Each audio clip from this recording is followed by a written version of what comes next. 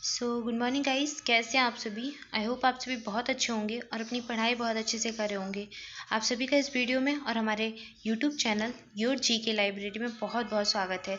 दोस्तों, आज है 12 अप्रैल 2021 और हम देखेंगे 12 अप्रैल का करंट अफेयर। जितने भी क्वेश्चंस बनेंगे सारे कवर करेंगे, साथ ही कवर करेंगे स्टैटिक के पॉइंट्स और सारे फैक्ट्स। तो चलिए जल्दी से स्टार्ट करते हैं, देखते हैं आज का करंट अफेयर। पहला प्रश्न है, हाल ही में सीआरपीएफ का शौर्य दिवस कब मनाया गया? 9 अप्रैल, 10 अप्रैल, 11 अप्रैल या फिर 12 अप्रैल। तो इस प्रश्न का सही उत्तर हो जाएगा 9 अप्रैल। सीआरपीएफ का शौर्य दिवस 9 अप्रैल को मनाया गया। क्या है सीआरपीएफ? सेंट्रल रिजर्व पुलिस बल, सेंट्रल रिजर्व पुलिस फोर्स। ये सीआरपीएफ का फुल फॉर्म है और ये केंद्रीय सशस्त्र सीमा पुलिस, जितने भी केंद्रीय सशस्त्र पुलिस बल हैं उनमें सबसे बड़ी है। ये जितने भी सेंट्रल सशस्त्र पुलिस फोर्सेज हैं उनमें ये सबसे बड़ी है। एक तो सीआरपीएफ ही है, कौन कौन से फोर्सेज हैं? एक बीएसएफ है, बीएसएफ सीमा सुरक्षा बल, बॉर्डर सिक्योरिटी फोर्स। इसके अलावा एक है एसएसएफ, सशस्त्र सीमा बल, एसएसएफ। तो ये इन सब में सबसे बड़ी कौन सी है? सीआरपीएफ। इसकी स्थापना कब हुई थी? 27 जुलाई 1939 को इसकी स्थापना हुई थी। ये डेट आपको याद रखनी है। इसका जो आदर्श वाक्य है वो है सेवा और निष्ठा, सेवा और निष्ठा इसका आदर्श वाक्य है। इसके अलावा आपको क्या याद रखना है? इसके कार्यपालक अधिकारी वो है कुलदीप सिंह। वर्तमान कार्यपालक कौन है? कुलदीप सिंह। तो इस प्रश्न से संबंधित इतनी जानकारी आपको याद रखनी है। बढ़ते हैं आगे, देखते हैं अगला प्रश्न। हमारा अगला प्रश्न है, हाल ही में मधु क्रांति पोर्टल का शुभारंभ किसने किया? तो इस प्रश्न का सही उत्तर है नरेंद्र सिंह तोमर। नरेंद्र सिंह तोमर कौन है? भारत के कृषि मंत्री, और इनके द्वारा मधु क्रांति पोर्टल शुभारंभ किया गया है। किससे संबंधित है ये? मधु मतलब शहद, और ये शहद मिशन की जितने भी परियोजनाएं हैं उन सभी को बढ़ावा देने के लिए शुरू किया गया है। यानी कि शहद मिशन को बढ़ावा देने के लिए पोर्टल शुरू किया गया है, मधु क्रांति पोर्टल, नरेंद्र सिंह तोमर के द्वारा। इसके अलावा नरेंद्र मोदी कौन है? भारत के प्रधानमंत्री, सभी जानते होंगे। रामनाथ कोविंद भारत के राष्ट्रपति हैं और नितिन गडकरी ये भारत के सड़क और परिवहन मंत्री हैं। तो ये आप याद रखिए। बढ़ते हैं आगे, देखते हैं अगला प्रश्न। अगला प्रश्न है, छत्तीसगढ़ वीरनी पुरस्कार किसे प्रदान किया गया? दुती चंद, हिमा दास, साइना नेहवाल या फिर दीपिका कुमारी। तो आप इमेज में देख के समझ ही गए होंगे कि ये दुती चंद हैं और इनको भी छत्तीसगढ़ वीरनी पुरस्कार दिया गया है या दिया जाएगा।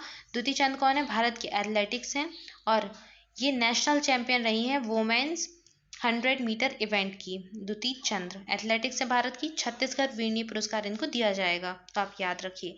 आइए देखते हैं अगला प्रश्न। अगला प्रश्न है, केंद्र ने किस राज्य के लिए 670 करोड़ रुपए की 14 सड़क परियोजनाओं को मंजूरी दे दी है? झारखंड, बिहार, उड़ीसा या फिर पश्चिम बंगाल। तो इस प्रश्न का सही उत्तर है झारखंड। झारखंड की 14 सड़क परियोजनाओं को केंद्र से मंजूरी मिल चुकी है। 670 करोड़ की ये परियोजनाएं हैं। झारखंड की राजधानी है रांची। यहाँ के जो सीएम है वो है हेमंत सोरेन। मुख्यमंत्री कौन है? हेमंत सोरेन, और रांची इसकी राजधानी हो जाएगी। इसके बाद चर्चा करते हैं बिहार की।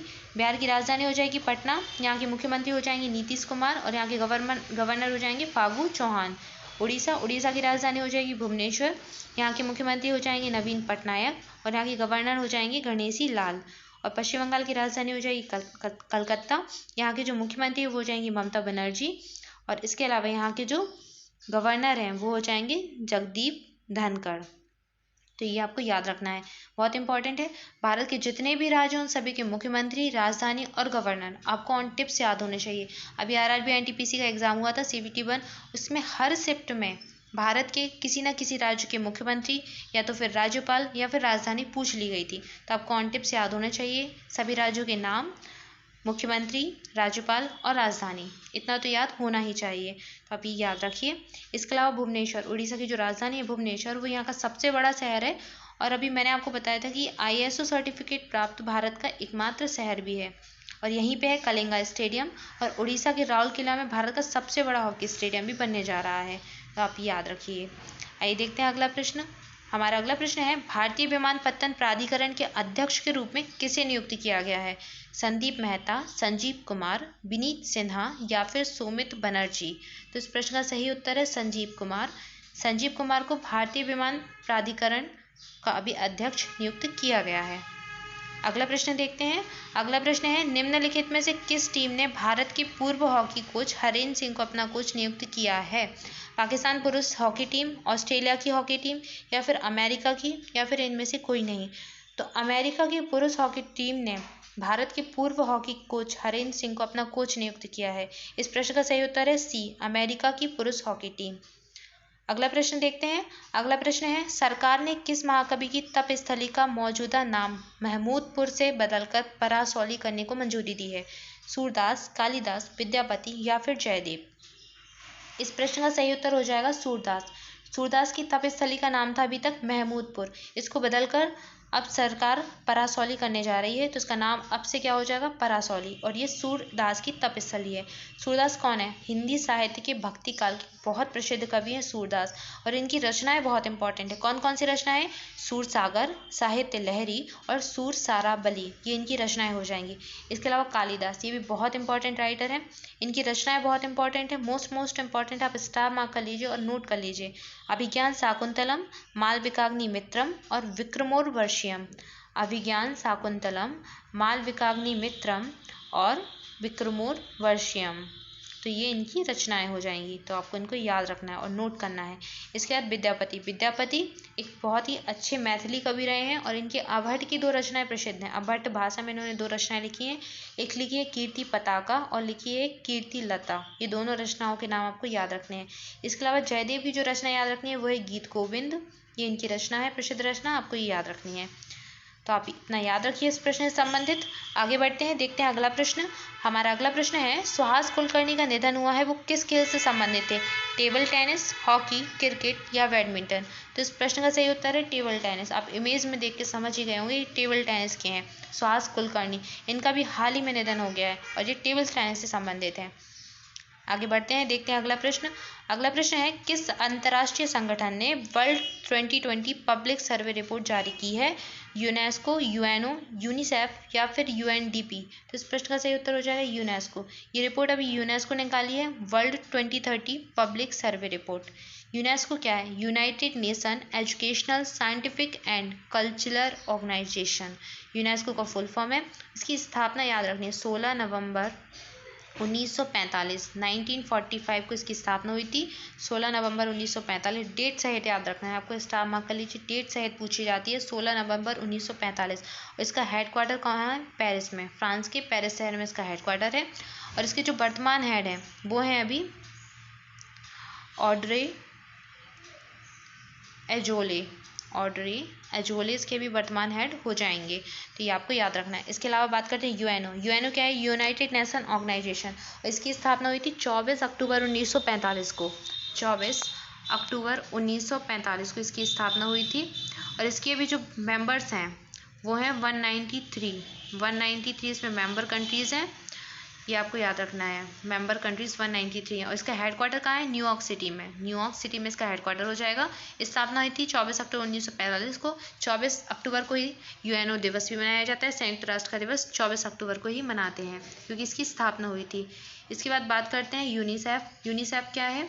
United nation international children's emergency fund, तो इसका फुल फॉर्म हो जाएगा यूनिसेफ का। इसकी स्थापना हुई थी 11 दिसंबर 1946 को। 11 दिसंबर 1946 को इसकी स्थापना हुई थी। और इसका हेडक्वार्टर भी न्यूयॉर्क सिटी में ही है। और इसके जो वर्तमान हेड हैं वो हैं हेनरिटा एच फोरे। हेनरिटा एच फोरे, एच फोरे भी आप याद रख सकते हैं। यूनिसेफ के जो अभी हेड हैं हेनरिटा एच फोरे इसके हेड हैं।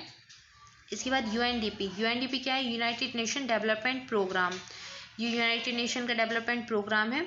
और इसकी स्थापना हुई थी 22 नवंबर, इसका जो फॉर्मेशन हुआ था वो हुआ था 22 नवंबर 1965 में। और इसका हेडक्वार्टर भी न्यूयॉर्क सिटी में ही है। न्यूयॉर्क सिटी यूएस में इसका हेडक्वार्टर है। और अभी कल ही मैंने आपको पढ़ाया था कि यूएन के जो महासचिव हैं एंटोनियो गुटेरस, इन्होंने उषा मुनेरा राव का इसका एग्जीक्यूटिव हेड नियुक्त किया है। तो आपको याद रखना है ये उषा मुनेरा राव और एंटोनियो गुटेरस। एंटोनियो गुटेरस कौन है? यूएन के महासचिव, और ये पुर्तगाल से बिलोंग करते हैं। तो आपको इतने नाम ये याद रखने हैं। एक बार मैं फिर से रिवाइज करा देती हूँ क्योंकि ये सारी डेट इंपॉर्टेंट है और सारे संगठन इंपॉर्टेंट हैं, बहुत पूछे जाते हैं एग्जाम्स में। यूनेस्को की स्थापना कब हुई थी? यूनेस्को की स्थापना हुई थी 16 नवंबर 1945 को। और इसका हेडक्वार्टर कहाँ है? पेरिस में। यूएनओ की स्थापना कब हुई थी? 24 अक्टूबर 1945 को। इसका हेडक्वार्टर कहाँ है? न्यूयॉर्क सिटी में। और यूनिसेफ की स्थापना कब हुई थी? यूनिसेफ की स्थापना थी 11 दिसंबर 1946 को 1946 में। इसका हेडक्वार्टर कहाँ है? न्यूयॉर्क सिटी में। और यूएनडीपी की स्थापना कब हुई थी? 22 नवंबर 1965 को 1965 को।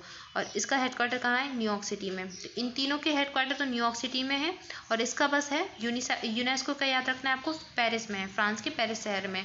और आपको ये डेट भी क्रम से दी गई है 45, 45, 46, 1945, 1945, 1946। तो आपको ये याद करना है, ईजिली याद हो जाएंगी। एक दो बार आप रिपीट कीजिए, नोट कर लीजिए इसको अलग से और इनको रिपीट कीजिए तो आपको ये जल्दी से याद हो जाएंगी। पर याद तो करना ही है क्योंकि ये बहुत इंपॉर्टेंट है। आइए देखते हैं अगला प्रश्न। अगला प्रश्न है, बराक परमाणु ऊर्जा संयंत्र ने किस देश में अपना वाणिज्यिक परिचालन शुरू किया है? यूएई, यूएसए, कुवैत या फिर रूस? तो ये प्रश्न बहुत ही आसान है क्योंकि आप सभी जानते होंगे कि बराक परमाणु ऊर्जा संयंत्र कहाँ का ऊर्जा संयंत्र है? यूएई का, संयुक्त अरब अमीरात का। ये संयुक्त अरब अमीरात का पहला परमाणु ऊर्जा संयंत्र है जिसका नाम है बराक परमाणु ऊर्जा संयंत्र। और 6 अप्रैल 2021 से इसने अपना जो परिचालन कार्य है वो शुरू कर दिया। आप इमेज में देख सकते हैं, यह यहाँ का परमाणु ऊर्जा संयंत्र और इसने अभी अपना वाणिज्यिक परिचालन शुरू कर दिया है 6 अप्रैल से। तो कहाँ पर किया है? संयुक्त अरब अमीरात में, यूएई। सो गाइज, ये था आज का करंट अफेयर। आइए देखते हैं अप्रैल महीने के इंपॉर्टेंट डेज, महत्वपूर्ण दिवस जो बहुत इंपॉर्टेंट है, सारे एग्जाम से पूछे जाते हैं तो आपको याद रखना है। 2 अप्रैल को मनाते हैं विश्व ऑटिज्म जागरूकता दिवस। 7 अप्रैल को मनाते हैं विश्व स्वास्थ्य दिवस। क्यों मनाते हैं? क्योंकि 7 अप्रैल 1948 के दिन हुई थी WHO की स्थापना।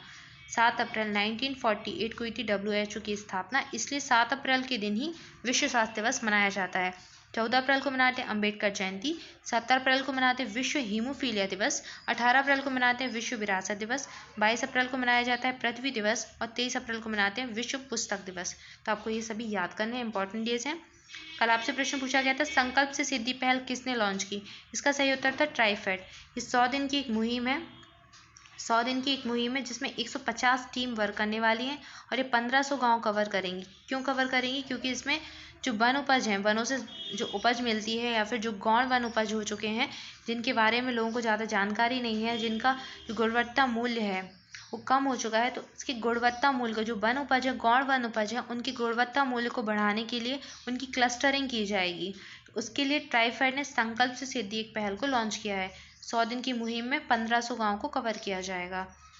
कल आपसे थंबनेल में प्रश्न पूछा गया था, किसने 1 घंटे में डेंगू का पता लगाने वाला उपकरण विकसित किया है? इसका सही उत्तर था IIT दिल्ली। तो IIT दिल्ली के द्वारा ये लॉन्च किया गया है, उपकरण विकसित किया गया है। बहुत सारे बच्चों ने आंसर्स किए, बहुत ही सारे बच्चों ने किए थे, लेकिन मैंने उन बच्चों के आंसर्स कोड किए हैं या उन बच्चों के नाम कोड किए हैं जिन्होंने सबसे पहले आंसर दिया था। तो भावना गहलोत, अरयान अली खान, दीपक कर, प्रिया शुक्ला, राकेश रोशन, अमन खटीक और सौरभ चौधरी, इन बच्चों ने सबसे पहले आंसर दिया, जिनके नाम मैंने यहाँ पर कोट किए हैं। इसके अलावा अरयान अली खान ने बहुत ही अच्छे से डिटेल में आंसर लिखा, इसलिए मैंने इनका आंसर भी दिखाया है। ये लिखते हैं IIT दिल्ली, इसका सही आंसर था। यहाँ के मुख्यमंत्री का नाम बताया इन्होंने, अरविंद केजरीवाल। यहाँ के डेप्यूटी CM मनीष सिसोदिया हैं और दिल्ली यमुना नदी के किनारे स्थित है। इसके अलावा इन्होंने बताया कि दिल्ली में पहली इलेक्ट्रिक मेट्रो भी चलाई गई थी। तो सारे फैक्ट इनके सही हैं और बहुत अच्छे फैक्ट हैं, इंपॉर्टेंट फैक्ट भी हैं।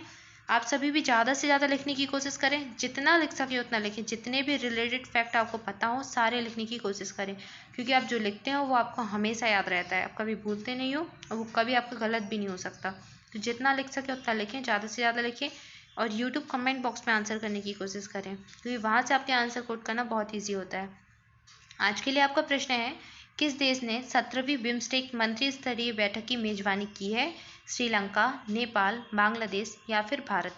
सो गाइज, इस क्वेश्चन का जो सही आंसर है वो आपको कमेंट बॉक्स में करना है।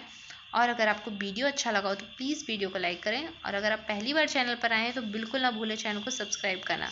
जल्दी से चैनल को सब्सक्राइब करें और वीडियो को लाइक करें।